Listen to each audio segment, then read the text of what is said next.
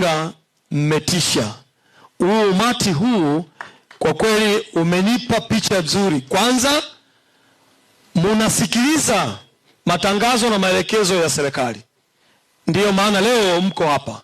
Leo hii nimesimama hapa nikiwa na maelekezo mahususi kabisa kutoka kwa Mheshimiwa Daktari Leonard Akwilapo, waziri wetu wa ardhi, nyumba na maendeleo ya makazi, aliyonielekeza nije hapa kuja kuwasalimia na kuona jinsi gani kliniki hii ambayo ina jina la Samia Ardhi Kliniki inaendeleaje.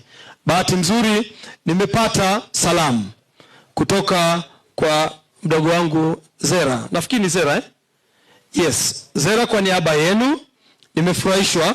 Na bahati nzuri Zera, nikwambie jambo, karibu. Katika maisha ukipata nafasi ya kutambuliwa kwa utendaji mzuri na viongozi wako, hiyo ni heshima kubwa sana ulioipata. Mimi nimefurahi. Mstahiki meya amekuja kusema hapa, yeye ndio kiongozi wa manispaa hii, ndiye anayesimamia watumishi wote, ametambua umahiri wako. Mimi nimepokea pongezi hizo. Pongezi hizo wanastahili wewe pamoja na watumishi wako wote. Wewe kama kiongozi, mimi nakupongeza sana, lakini nitaendelea kufuatilia pongezi hizi. Ni nini kimesababisha upewe pongezi? Kwa sababu hapa unasema unatenda kazi vizuri. Sasa kazi yangu ni kujua kazi gani hiyo.